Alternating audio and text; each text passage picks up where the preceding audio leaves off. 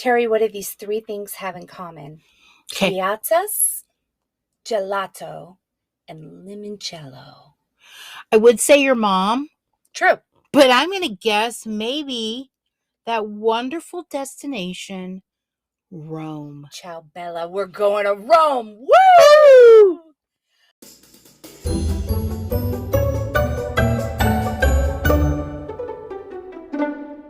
Terry, I love Rome, but I got to tell you, you can't turn a corner in Rome without running into some sort of history, and sometimes it can be a little overwhelming. I can imagine. I have never been. Do I want to go? Yes. Yes. So I love that I get to ask you all kinds of questions about I it. love that too. Okay, let's talk about this travel icon between basilicas and ancient Rome and everything that's there. There's a lot to plan. There's a lot to do. Let's get started. You got it. Okay, so let's start in the Vatican. Okay, everyone knows the Vatican. Yes. If you don't, look it up, people. Okay, what do I need to make sure? What kind of tickets do I need to make sure that I secure? Because I'm going to get over there and I'm going to want to see things. I need to have tickets in hand. You do need some tickets to see the Vatican. Now, don't get me wrong. If you want to walk into St. Peter's Basilica, which is the actual church that's in the Vatican, no ticket needed. Okay. You're just going to go through, pass through the little security line, walk right through the front doors. No big deal. You can marvel at Michelangelo and Bernini and absolutely everything else that's in there. It is awesome. And it is like nothing you've ever seen. However, if you want to go beyond that, you're going to have to definitely do a little bit of planning. The first ticket that you're going to need is you're going to need one to the actual museum. Oh. So the Catholic Church over many centuries has accumulated some priceless art. Oh, I'm sure. And they have 14 kilometers of halls for you to walk to see all of this incredible art in what was the Vatican Palace. Okay. So you're going to walk through the side door to the Vatican. There's a huge archway that you walk through, and there's like a one-way tour to go through the whole Vatican. And this is the part that's going to lead you to like the Sistine Chapel. Oh, and the painting of the academy, the ancient academy. Okay. All of those huge iconic things that you think of, they're in the museum. You have to get a ticket, and there are tickets available on that day. I would not. You don't want to risk it. It's too much art. It's like saying, well, maybe the Louvre will be open or maybe it won't. Yeah, no. You're going to want to go in there and you're going to want to get it. So ticket number 1 to the Vatican museums. Okay. Ticket number 2 would be to the Acropolis underneath the Vatican museums. That sounds so secretive. It is. It's an Acropolis that's underneath one of the parking garages, the office parking garage. They found this site, and you can go down there and see it. It's a ticket that you could buy on the Vatican website. So one of the biggest tips I have about the Vatican is do not go through a third party to buy any of your tickets. Go straight to the Vatican website, translate it into English, and get everything directly through them. You will always pay an upcharge with everyone else. Oh, I can imagine. Save yourself So a little if I bit go of money. to a website and say dinner with the Pope, probably not. Probably not. Okay. Probably not, girl. I'm thinking no. I think he's a little busy. Okay. Yes. I will tell you this, though. You could see exactly where the Pope lives behind St. Peter's Basilica. He lives in the Papal Palace, true, but you can see from the roof of the church of the basilica, and you could climb Michelangelo's dome. Bonus, listen to me now. There's a coffee shop on the roof. Can you see in the windows? A little. Some office windows you can. It's I'm cool. just saying if I could be like a peeping Tom. I don't. Do you want to be peeping? I don't know. Just to say, hey, I saw the Hey, poll. girl, yeah. Well, good news. That's another ticket that you can get. Oh. Is Papal Audience with the Pope. Not available in the summer, but available for the rest of the year. Okay. He usually has a Wednesday audience, and you go into the auditorium. They bring him on out. He says a blessing, has a little speech for everybody to listen to. Usually very lovely and something very trending and current and what's going on in the world, and you kind of get a little blessing. Oh, wow, that's so Pope, nice. but you have to set that up ahead of time. See, pre-plan on that. Exactly. Now, probably the most elusive ticket that people make the biggest mistakes about with the Vatican is through an obscure office called the Office of the Scavi. That's right, the excavation office. Exactly. This is where you get your ticket to go underneath St. Peter's Basilica and see the tomb of the actual St. Peter. Only 12 people allowed in at one time. Only guided tours, and you has to be in your native language. Like they have it, like only the Polish people can go on the Polish tour. Like it's a thing.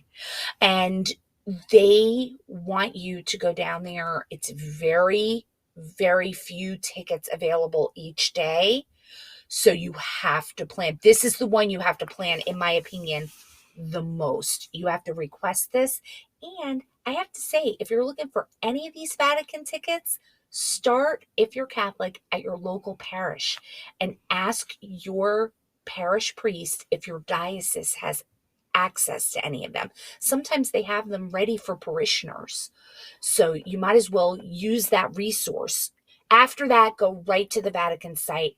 5 tickets. So if you're not Catholic, get a little Catholic friend to help you out. There you go. Yeah. Mm-hmm. All right. Yeah. So we're leaving the Vatican now. Yeah. Which is its own country. Yeah. We're gonna head to Rome. Definitely. And I can only imagine everything there is to see. But again, do I need to pre-plan? You need to pre-plan. In what? What are the 5 tickets I need to make sure I secure before I head out? Let me tell you, there are 2 types of visitors in Rome. There are visitors that stand in line, and there are visitors that don't stand in line. I want to be B. I like group B as well. I would just not stand in line at all. So if you schedule things specifically and use the rest of your time to just enjoy the stroll of the city, duck in and out of the major public buildings that are there and enjoy all of that, you will have a stress-free trip. But you should plan. And I got a couple that you should. Okay. I'm ready. Santa Maria Maggiore is one of the 4 major churches devoted to Mary. There are huge plazas or piazzas all around the city, and each one has a St. Mary's. Why do you have to bring Mary up? Listen, Mary is our girl here. She went through a lot. Do you know what this makes me think about? Oh, wait. A story is coming back to me. I'm going back in time. Yes, someone stole my glow-in-the-dark Virgin Mary. Guess where you could buy one? Here? This church at Santa Maria Maggiore. Well, I'm going to have to go. Bringing Mary back up, and I miss it. You should. Here is what is incredible about this particular church and why you should go ahead and book a ticket for this church. If you go on the church tour, they will bring you up a staircase that was created by the great artist Bernini. He created the bronze canopy over at the Vatican. Mm-hmm. This spiral staircase goes all the way up to the roof. And once you're on the roof, you can see a beautiful vista of the city. Great. This is what happened to me at this church. And I'm being very serious. You get told to put your head in one of the windows that is up at the ceiling height of this church on the inside. And you put your head in, and the church secretary said to us, she said, put your hand on the ceiling. I put my hand on the ceiling inside the church. So I'm standing on the roof with my hand on the ceiling inside the church. She says, you are touching gold that came from the New World. That's a gift from Christopher Columbus to Queen Isabella. What? Thank you. That is worth going to see. Oh. It's goosebumpy. Okay, look, I'm done. There you go. Oh. Now I got another little one for you Okay. that you don't necessarily need a ticket for right away, but definitely worth it. There's another church called the Basilica of San Clemente. There are 3 levels of rooms to explore underneath this little simple church that's close to this underground stuff. It is amazing. You hear the aquifer, the ancient aquifer, like dripping through the whole thing. It's trickling through, and you see the pagan temples underneath. I'm feeling almost like Illuminati. It's very Illuminati. You will love it. Okay. I totally suggest that. Cash only. You pay cash? You pay cash. That's it. So don't travel without cash, people. This is what we're saying. Okay, I got another one for you. Oh, okay. One of the things that you can book is at the Castel Sant'Angelo. Now, hear me out. Not necessarily to just go see the Castel do you need a ticket. Okay. However, if you'd like to do the nighttime tour of the secret Borgia Passetto, which is what connects this Castel Sant'Angelo to the actual Vatican. Yes. It's the thing you saw in the Da Vinci Code. Please. Maybe angels and demons.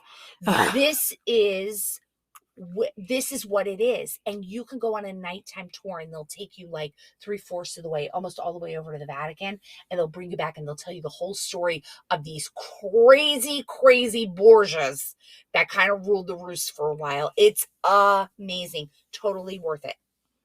I'm ready. Okay, but I am going to say this. Absolutely no need to pay for Rome's oldest church, the Pantheon. That's the one that you think of where you see it's got the hole in the ceiling and it's perfectly round. No need to pay for that. That is an actual working sanctuary that has services in it. So it's free. It's free. You just walk in, best time, first thing in the morning. And there are a couple of moments that make it even more magical than it is just being the oldest church. One, there's a day in spring where they dump loads and loads of flower petals through the roof, and it springs down on the first day of spring. Stop it. It's gorgeous. Then there's the most amazing thing is when it rains in the church and you see what happens when the water comes in, and you can watch, and it's so peaceful and the acoustics are so neat. Do you get wet? Not when you're standing around. It could be a little splashy, but it's amazing to watch. I can't imagine.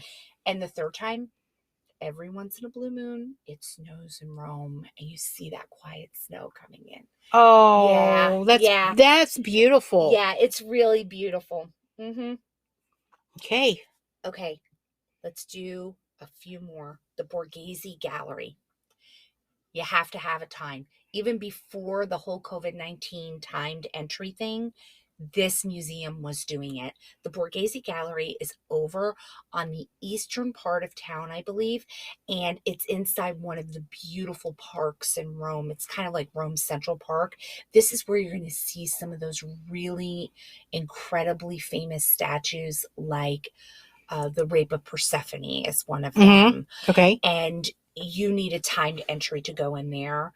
I would not wait until the last minute on that, maybe a week before, but I would definitely set it up before you get on a plane and go over. Yeah. Bonus, there are gift shops all over Rome, and do not discount them. I love gift shops. Who loves them more than us, right? I don't know. Okay. As we all know, pretty much every tourist site dumps you into a gift shop, but I happen to find them super fun. I love gift shops. In Rome, so much fun. One time, I found a basket full of baby Jesuses, just little tiny baby Jesuses. Yeah, I love them. And you want to know what else I found there? What? Your glow-in-the-dark Virgin Mary. I hope whoever has that is enjoying it. Okay. Let's talk about the Colosseum. Let's. Listen, I hear everybody. You see that icon. It's one of the most common travel icons in the world, right? Everybody knows it. I have to tell you, I'm a take it or leave it on the Colosseum. But if you are going to do it, don't wait till the last minute, because all that's left at the last minute are third-party tour tickets, and you're just going to be upsold. Go online, Get your Can I do ticket. chariot races in there? No. Oh. Yeah, I will tell you there's more and more happening inside because Mhm. they're adding more interest to it. Mhm. I'm just a take it or leave it on that Okay. particular one. Okay. Okay, but I am going to tell you it's totally worth the time to rent a few bikes and get out of town on the Appian Way, which is another amazing thing that you can do. The Appian Way is one of the oldest roads in history. As a matter of fact, they have no potholes, unlike the rest of the world, Oh, and thank it's you. been around since ancient times. There are so many interesting sites, from mausoleums that are out there to the aqueduct that came into town, all kinds of stuff for you to see. Rent a few bikes, go out, ride a few miles, come back. There you There go. you go. Yeah. Hey, last but not least, What's that? don't forget your rail ticket out of town. What if we don't want to leave? I know, but if you're going to go to Italy and you only see Rome, Yeah, oh, I you're already know. I there. know. I If you know. book yourself to another place, it'll be a lot of fun. So, those are the best tickets to get when you need to make reservations in Rome. Awesome. Let's go.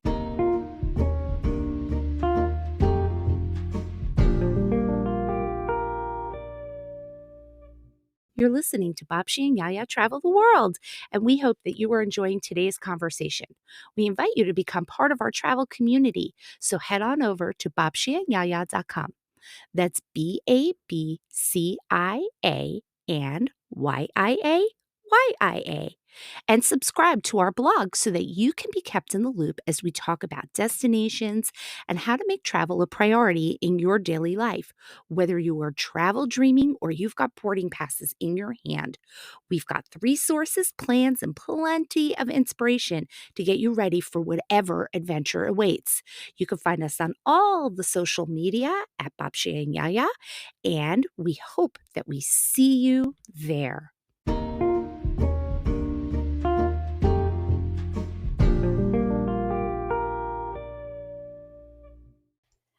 Our first guest today on our show, all about Rome and Italy, is Fuse from Fuse Travels. Hi there, Fuse. How are you? Hello, I'm so excited to be here. Thanks again for having me. We are so happy to have you here as kind of our resident expert on Italy today. We've met a couple of times and I wanted to make sure everybody understood kind of what your background is with Italy. So 40 years kind of on the road traveling. Even though you're a native of Brazil, Italy has kind of become a bit of a second home for you, huh? Yeah, so which is I've never expected that to happen because, when I was little, I was kind of obsessed with my home country. I even ended up going back there and living after college. And later, when I married a Brazilian as well, we talked about possibly retiring in Brazil. So 5 years ago exactly, and I had been to Italy in 2003 Mm-hmm. the first time. So 5 years ago, we were actually planning a trip. We were trying to plan a trip to Brazil, but the ticket was so expensive, and I'm like, no way, I'm not paying that much. And then as a Mm-hmm. joke, I said, I wonder how much a trip to Italy is to Rome, and it was like 400 and something dollars, and I almost fell off my chair. And then I love he, that. yeah, and then he looked at me. I looked at him. I asked my sister who was living with my time. She's like, "Go! Like, what are you waiting for?" So we did, and it was just like magical. And then we did again the following year for my 40th. Mm-hmm. And then we went again the following year. And then, of course, with the pandemic, we stopped. And then we finally took the kids now this year. So the weird thing is, after our second trip and the way he connected with Italy so much, and the way Mm-hmm. I connected with Italy so much. I'm like, what is it about this place? This is so weird. I was born, in South America. Like, I don't understand. So then I found this thing called Your Soul Place. And I looked up, well, like, how can you be so connected to a place that you're not from or you haven't been? And I really feel like, there's just something about Italy to me. And I love the fact that it's not a huge country, but there's so much diversity. There's so much I haven't seen. So that's why, I think, like, yeah, we could go back there every year. And now I am considering retiring there, actually. Oh, how exciting. Oh, I Yeah. love that idea. I love that Yeah. idea. Yeah, and this whole kind of love affair with Dolce Vita in Italy kind of became your new pathway in life with the blog and Instagram and especially TikTok. I see on there every day, I follow you, and you have the best advice. I Thank love the you. advice that you give. So it's super helpful to other people out there. And I love that you're loving what you love, you know? Yeah, yeah. Yeah. So at this age, I really am all about like following the joy. And this is just, it's joyous to me. It's not work. It's just, it's joyful. And I think, it's so nice when you have something like that, and you just follow your curiosity. I always say in my entrepreneurship journey, I've always just followed my curiosity. I Um, love that. and then now I'm like, okay, to follow the joy. I'm very much into like raising my vibration and just positive, not positive energy, because I feel like that's looked down upon, but like kind of, okay, what is the life that I want to have, and focus on that. And sometimes you have no idea the how or the Mhm. when, but when you start focusing on those good things, like me, and right now I'm like, okay, what would it look like to purchase a home in Italy, and maybe spend 6 months there out of the year. What if, can I start looking at towns? It doesn't matter Yeah. if I have the funds yet or not, but can I just start envisioning and dreaming about that? So I don't know, I love that. And then, yes, thank you. The TikTok happened when I went with the kids. It was like kind of random. 3 videos went viral. TikTok's the funny place that there is some negative comments. Always. You Always. can't please everybody. Yeah, you Yeah. can't please Yeah. everybody, but you can filter out certain comments. I already have some filters where I know certain words, like Mhm.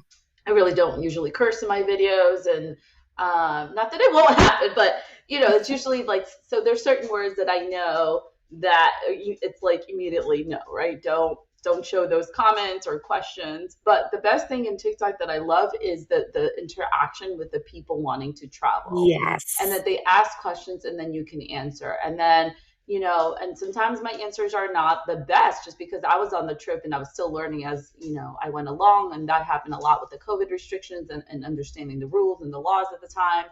And it's okay to make mistakes. I was like just very honest, like, hey, this is what I read, this is what I've been told, and this is what's happening. And I think the more we all travel and share, the better it is for everyone.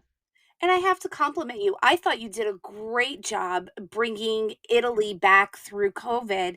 You were answering almost daily what the Yes. restrictions were, what the expectations were, and it really helped a lot of people get there, I think.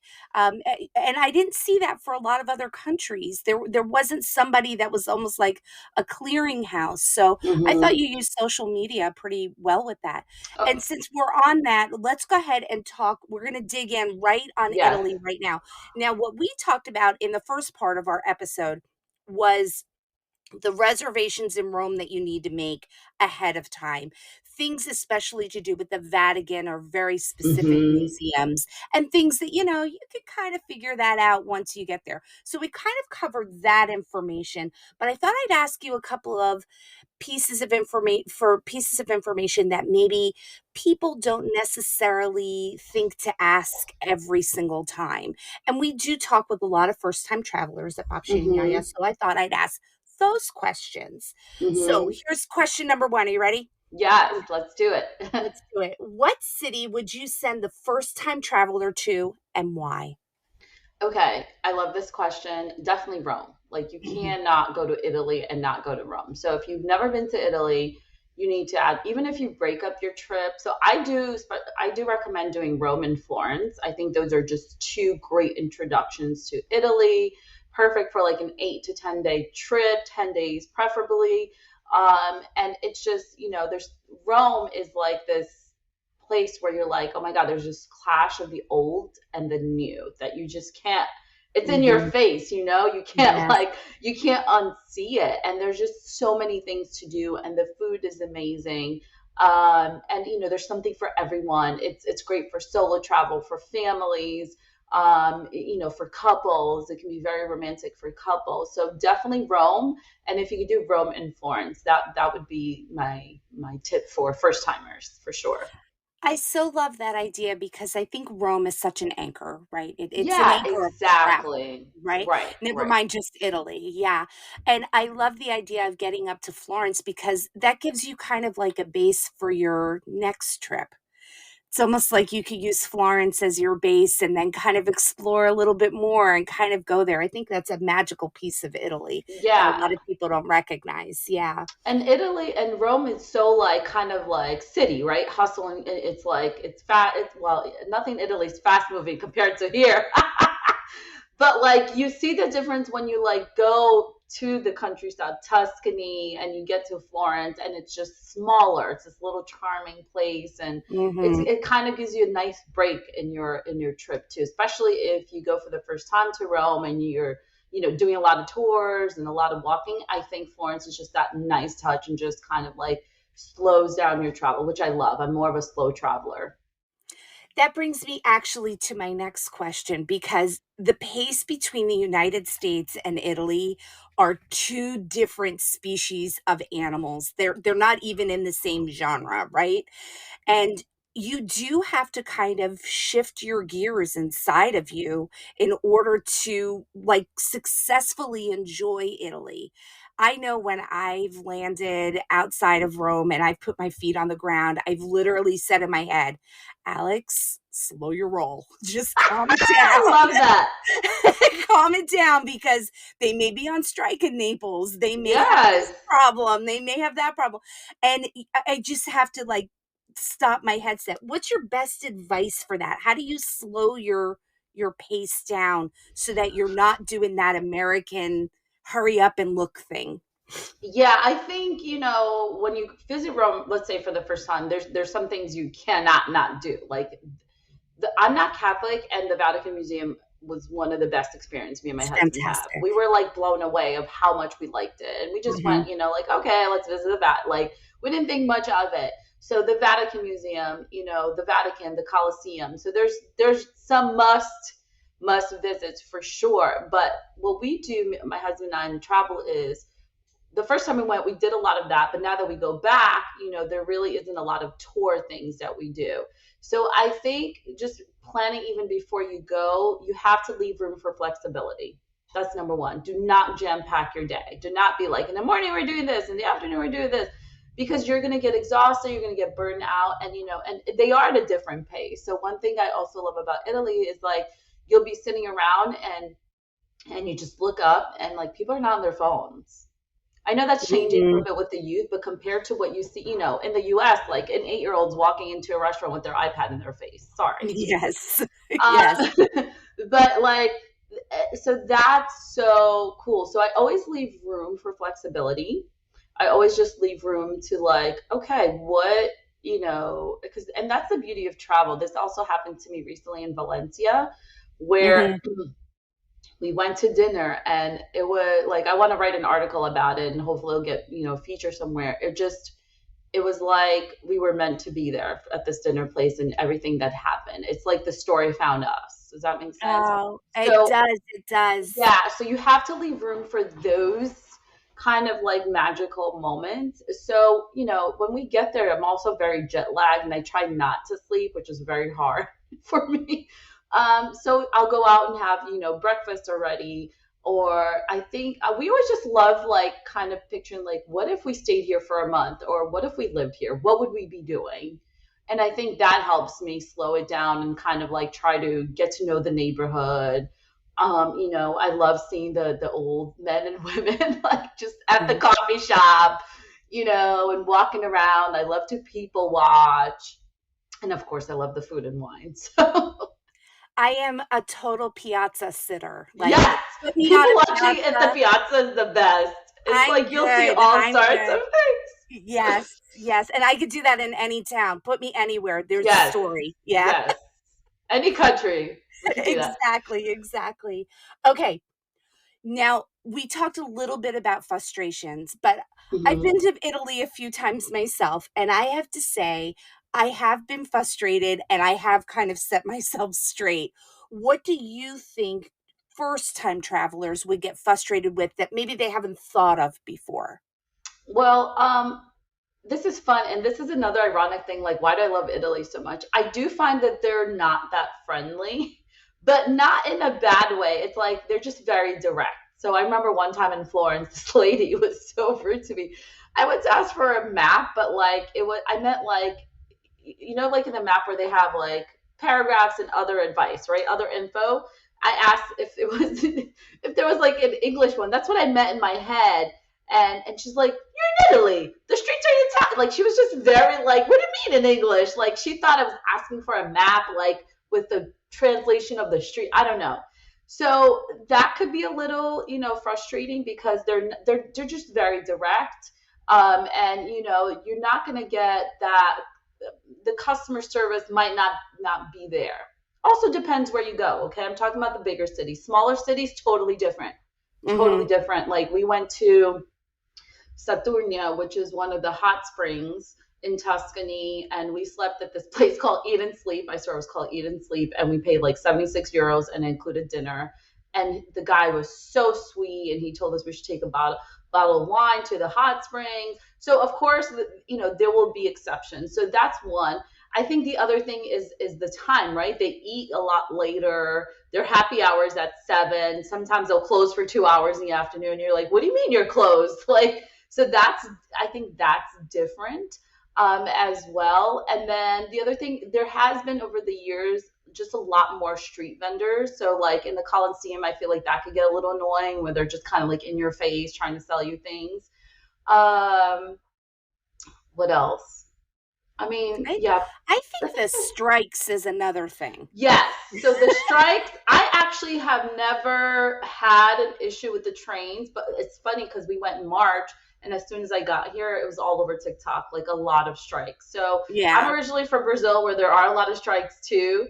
But Yeah. yeah, so you have to like check the train schedules and the bus and make sure that it's all working. That could be frustrating if you plan out a great day and you're doing like a day trip and you want to get somewhere by a certain time, then it's like, oh, you have to, that's why I leave room for flexibility. The cool thing in Europe is there are certain laws that say they have to announce that they're going to strike. Yes, they It can't do. just happen. So if you keep your ear to the ground, you can use Yes, that flexibility that you've kind of right. adjusted yourself to make it a little easier. So I would keep my ear to the ground more than Yes. anything. Yeah, yeah. And Just look at the front page of the paper. one tip with that is if you go to the train station, if they say they're coming, they're coming.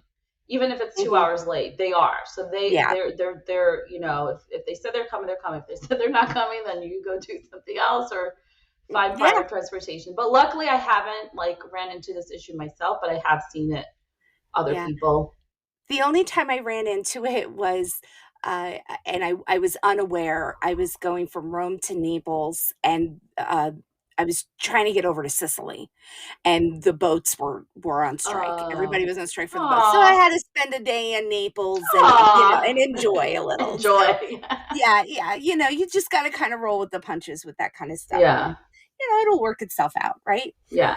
Yeah, exactly. Okay, I think probably the biggest mistake that I see people make when it comes to Italy specifically, they wanna go on this trip of a lifetime and they wanna pack everything they can into 10 days, and it's just there's just no way to see diverse Italy in 10 days. You just can't go from the south to the north, do the islands, do the mountains, do the lake. You can't get it all in. What's your best take on a balanced 10-day trip? Okay, I love this question because I see all these itinerary questions where people are like, "Oh, I want to go to Florence and Venice and Rome and Milan," and I'm like, "How?" So my style, of course, this will depend on your style of travel. So one thing we've noticed is that checking in and out of a lot of hotels really tires us out, and it also like just it wastes a lot of time. So we always find a base place. So we try to find max kind of like 2 and 3 base places. Obviously, will depend. So let's say in a 10-day trip, you'll do, you can even do 4 days Rome, and one of those days you can take a train to Naples. Let's say if you really wanted to, right? Mhm. Or Florence is a great base because then you could really do Tuscany. You could visit Siena. You could do a Vespa to San Gimignano, which is the fabulous little medieval town that's just adorable. It's like a must visit. You could do a day trip to one of the hot springs. There's several hot springs. Some are free, some are not. So that's what we look at.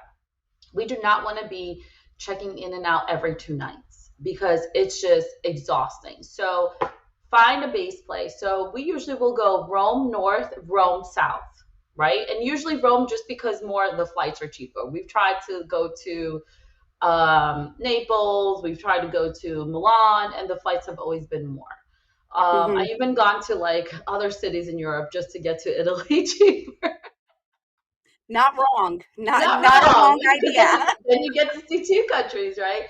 Yeah. So I think picking the base is great, and just having like, okay, so now I have the base of these two places. What can really physically be done without tiring me out, right? So I'll give you an example. So for our 10-day trip with the kids, we wanted it way more days in Rome because we knew they couldn't handle what we usually do, where we're walking so much, and so I we decided to go to Florence. We actually extended our trip for a day, and then we decided because they had canceled our return flight, so then we were able to do it without like any penalty, and we extended it. Mhm. So when we went to Tuscany, the plan was I think we did 2 nights in Florence, but we really wanted to either go to Lucca or Pisa, the Leaning Tower. We wanted to see the Leaning. We're like, okay, we're gonna, and it just didn't happen because we actually rented a car. It took a little longer. We stopped by a hot spring, which was great because we hiked. They were like, they thought it was really cool. We stopped by this food. By the time we got to Florence, because our goal was that day we were going to do Florence, and the next day we were going to go out for this half day trip, and it just didn't happen. But it was okay, right? But if we didn't have that place as a base, then we kind of could have been screwed. We would have missed like a whole day in one place, and it's just too much. So the best advice is pick like a couple of base places and be like, okay, we're going to do Rome in north and then Rome in south, and just Mhm. stick to that. Like, I understand some people are like, oh, it's my dream to go to Venice. Like, but Venice is further, way further. And one extremely important thing about venturing out like that is that you have to return. So your airport, right? So, and that's what we think a lot. And we don't like wasting a lot of time traveling, in between places. So we're like, okay, but if it's 3.5 hours driving, right, to Florence, then if I go another 2 hours to Venice, that could be almost 6 hours to go back to Rome. Do I really have that time? Do I really have, a half day to lose or whatnot? So keeping those things in mind, having a priority of the base places you are going to visit, what can you do? And then, like I said, planning for that flexibility just in case. I think those are all really good things, and you're right, time is money. Is Mm-hmm. my time worth the money that I'm spending on this to drive back? I actually kind of always have categorized Venice with a trip to Switzerland Mm. because you're kind of in that area a little bit more. It seems a little crazy, but the train ride from Switzerland is 3 hours, where from Rome, it's Yeah, and I much would love further. to one day do like Milan North and go to Switzerland Yeah, for the day, right? And do like exactly. that Yeah. amazing train trip. Yeah. Yeah, you know what used to be this was the rage in the '80s. It's so funny that you Mm. bring that up, for a day trip. People used to ski up take the lift up in Italy and ski over the glacier into Switzerland, Oh, have how fun. lunch, and then you took the lift back up and you skied back down to your hotel in Italy. That was Oh like all the my rage in the God. I know, isn't that cool? That is so cool. Yeah, it was all the rage in the '80s. It's so funny that you bring that up. Yeah. I would love to know here because we're talking Italy. Right. When you're in a restaurant, what is the one thing that that you wish people would order that they don't order? Like you hear it at all the other tables. I'm always listening in because Hmm. I can hear all the different accents around me, and I'm always like, I wouldn't have ordered that. That wouldn't have been the thing I chose. I would have ordered this or that. Right, right. Yeah. Well, I mean, first of all, I think there's some American dishes that we think are Italian that are not, right? Like you don't go there and what is it? There's no Alfredo fettuccine. That was invented in Mexico with Caesar salad. There is no, you don't really go. I think that spaghetti meatballs either, right? I don't think that, I don't remember that. I So think that's more of a New York thing. yeah, Yeah, so I yeah. mean, kind of like doing a little, just study and look up. Obviously, the pastas are phenomenal, right? I think for me, I love some risotto, and I think you really need to venture out to the truffle oil situation. Mm. So there's white truffle, there's black truffle. So like anything you see with truffle, I think it's a good to just try it out and see if, it is a, specific taste, but if you will, like it. Um, I think you bring up a very good point about truffles because in the United States, anything with truffles is on a shelf in a market. yes. Yet not the case in No. Europe, specifically Italy. It's almost a sport to find those particular truffles. There are dogs involved. Yes. It's huge there, and Yes. they use it very differently. Hmm. I appreciate the way the ingredient is used more Yes. in Europe and specifically Italy, much more than the States. Yeah. And remember Italy, like everything's like farm to table. Mhm, So, so just you really need to like try different things. Or so for example, my one son really loved lasagna. So he kept ordering to see which would be his favorite lasagna place, right? Or the other one really loved ravioli. And just like, you know, um, just being open to try new things. And of course they do a fabulous job with their cheese boards and their cured meat. So if you're into that, I mean there's this place called Cantina del Papi. They have several locations in Rome, and it is one of our favorite places. It's a butcher shop mhm. that you go into, and they make custom plate. So everyone gets a custom plate.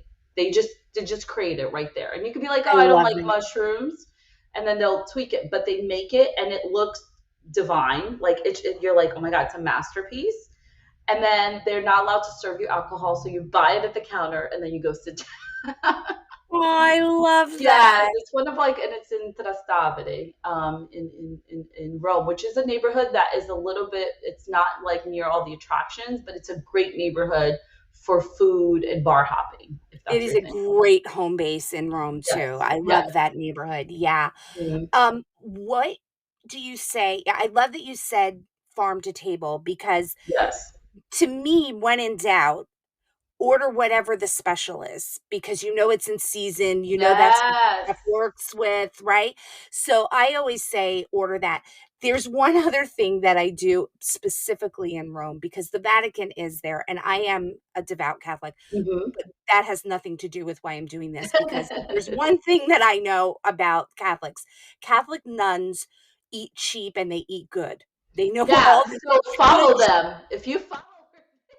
That's my favorite game in Rome is Follow the Nun, and we have, like, a whole point system in our world. We're very happy with Oh it. yes, you told me this in Yes, yes. person. I'm Yes. telling you, I have never eaten better than following the nun. So if you're really lost in the Yes. food that Yes. is Because there are truly some art, food traps. You have to, also be yeah, careful yeah. with. My favorite food trap in Rome is right outside the Vatican, and there's a picture, and it says, "Rick Steves eats here." It's so funny. It makes me laugh every time I see it. I It's it it's it and on the it's picture's on like that street, right? The main. the Yeah, main yeah, yeah, drag yeah. on I the see it. corner, yeah, Yeah, and and the picture's gotta be 20 years old. The man has gray hair, and he does not have gray hair in that picture. It's yeah. He very doesn't go funny. there anymore. Maybe he went there once. Yeah, exactly. He's probably changed owners like Yeah, 16 times since then. Oh my I gosh, I love know. that. I love that. I love Rome. Rome Oh, reminds me of Manhattan. and the funny thing is, like, you'll get even good food at gas stations in Rome. It's just like it's just like You never know, you little never pit know. stops have like full on restaurants. You're like, what? It's weird. But they take food They seriously. do. They They do. do. Oh, Fuse, this has been so fun. Here's what I'd love to do.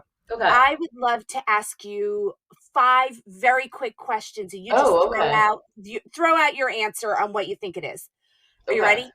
Yeah. Oh, Here we here I'm we go. nervous. Don't be nervous. Here we go. Best mid-sized city. Oh, Florence. I think so too. Best art. Best art in terms of, or city where you see art, I think Florence also kind of wins. Yeah, I'm an art junkie. I think Yeah, Florence too. The best drive in Italy. Tuscany. It's so cliche, but it really is I know. true. Like Yeah. we drove through Tuscany, like listening to like one of the opera, like very cliche, and the moon was shining. It was so romantic. It's just, I don't know.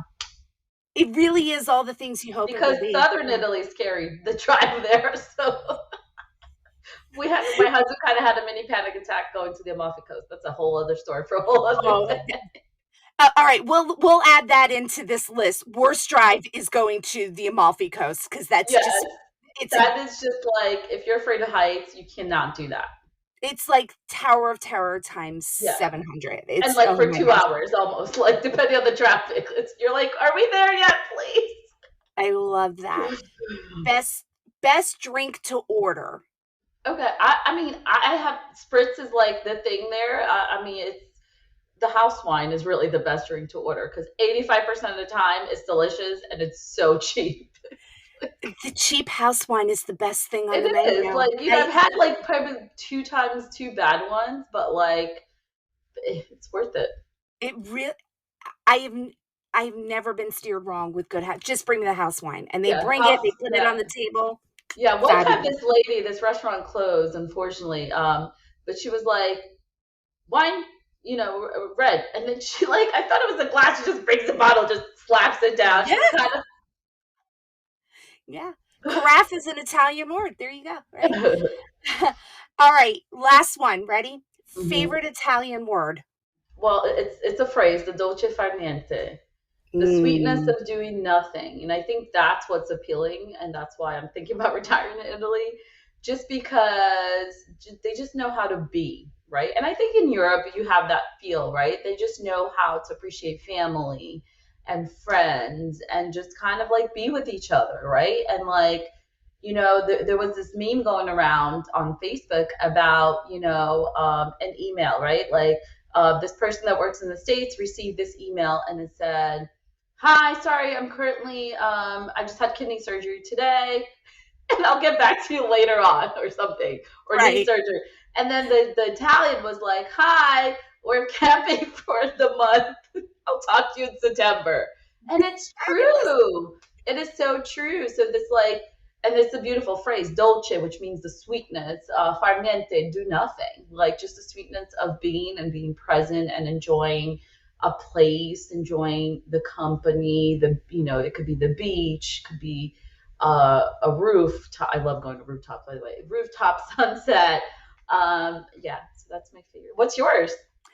Mine is far more basic because mine is the word artichoke because I love artichokes, and it's It's carciofi in Italian. cacciofi. Oh, it's My so pretty. I love it. Just kind of rolls right off your tongue, doesn't it? Yes, Oh, the yes. whole language does. Cacciofi. Oh, Fuse, this has been so much fun, and I want to make sure all of our listeners know exactly where to find you. Your website is fusetravels.com, Yes. Fuse travels with an S Mhm. at the end.com. You're on TikTok at Fuse Travels, which is probably your home base social Yeah, media so wise. if you ever have any questions, that would be a great, just leave a comment. I usually do video replies. I'm definitely more active there than Instagram.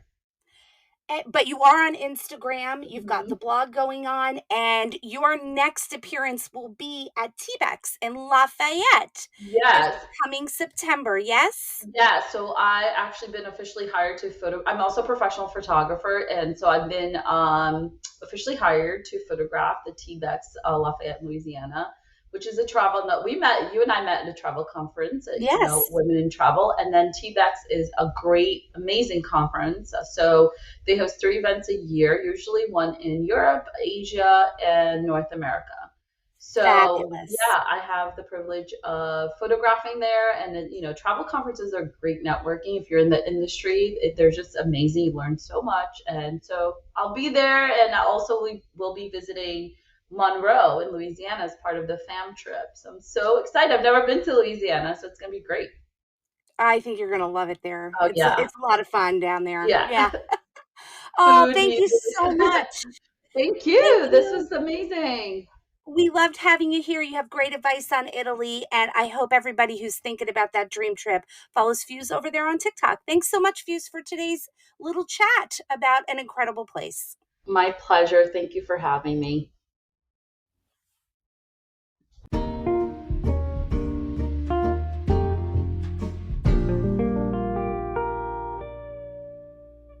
The travel industry has taken quite a blow from several global issues, including the war in Ukraine, the COVID-19 crisis, and inflation, that makes it hard for people to get out into the world like they want to.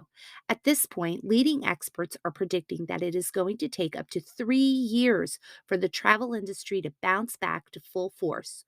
One way that you can help it is to like and subscribe to 10 microbloggers. Start with us. You can like and subscribe to our podcast and our website so that you can tell the travel industry that people are still interested in travel. So, Terry, how can listeners get a hold of us? We'd like to hear from you. Contact us at bobshianyaya@gmail.com with your questions, suggestions, favorite travel tips, products, and travel trends so that we can share your ideas in the future. You can find us on TikTok, Instagram, Facebook, Twitter, Pinterest, and LinkedIn. Here you go, guys. Bobshi and Yaya. BABCIA and YIAYIA. BobshiandYaya.com is the home base for everything that we love about travel. And it's where we store our show notes as well as many of the resources that we offer to our travel community, including travel literacy for the kiddos. We always have new posts about all the things we love and about all the travel we're up to, including today's topic, as well as features on destinations, travel lifestyle, and stories to make you smile. Didn't get all that? Just check out our show notes for all of the ways to stay in touch and links to anything we chatted about in this episode. As always, thanks for joining us for our journey.